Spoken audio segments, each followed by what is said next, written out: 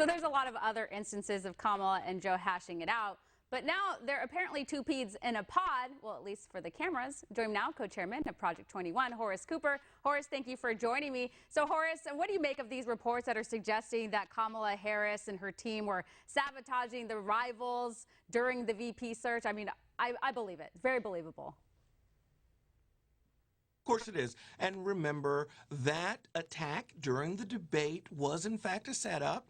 She made sure to say, I'm not calling you a racist, while actually calling him a racist. The idea that this candidate who has managed to backstab her way up from DA all the way to the VP, that somehow along the way she decided to stop doing that, beggars disbelief.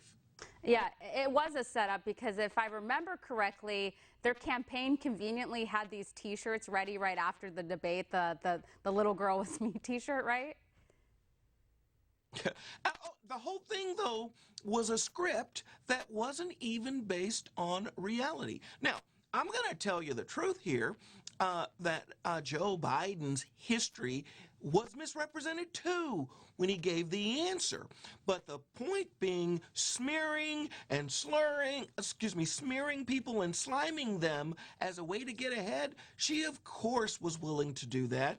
And it doesn't surprise me if Pete Buttigieg is not going to have to look around to see what's going on, because the staff that she is able to keep, they're going to be trained not on making sure she does a great job, but how to tear down the rivals.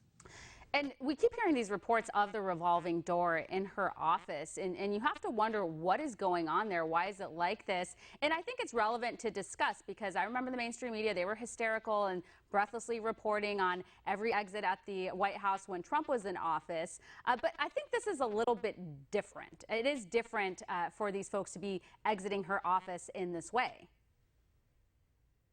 Well, it is different, but let's pretend we're going to use the same standard. Why isn't the media curious about the 12th staffer leaving the vice president's office? We haven't even made it 2 years. This time, it's the chief of staff. Why can't we have a little curiosity? Why is it that when they leave, they say that it's a toxic work environment? That's not what was said about the Trump administration.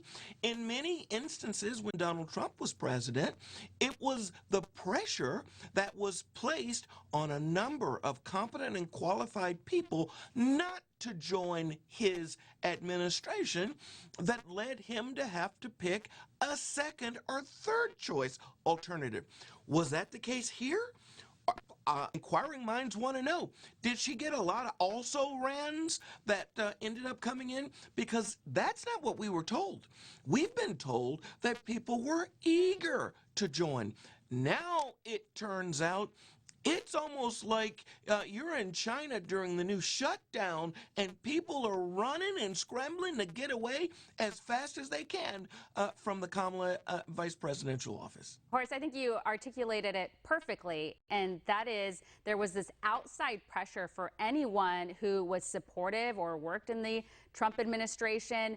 The outside pressure, the mainstream media would start writing articles about the person, their family, people would get doxxed, canceled. But this administration, they don't have to deal with that. They have the luxury of having the mainstream media on their side. It's a good thing to have the Biden-Harris administration on their resume. So there really is no outside pressure. And so, as you point out, yeah, like what is going on in this office? Why is it so toxic? And also, too, Harris as a VP, not really effective. Think about her, one of her number one issues, one of the number one tasks and responsibility that she was given by Biden was the border. And she only dropped by for a quick photo op and then headed off to LA for a fundraiser. And she still hasn't been there. And she's looking for the root causes as to what could cause this mass surge of migration. Well, number one, Biden's policies, their policies. Well, you know, in the early 20th century, the office of the vice president was compared to a warm bucket of spit.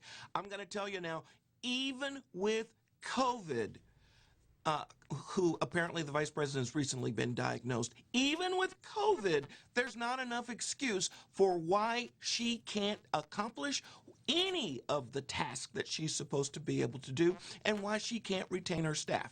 The good news is we don't have to worry about whether or not she's infected the president because he doesn't have time for her nonsense either. Yep, exactly. Well, Horace, we got to leave it here. We appreciate you breaking this all down. Thank you so much for joining us. Well, thanks for having me on. Thank you.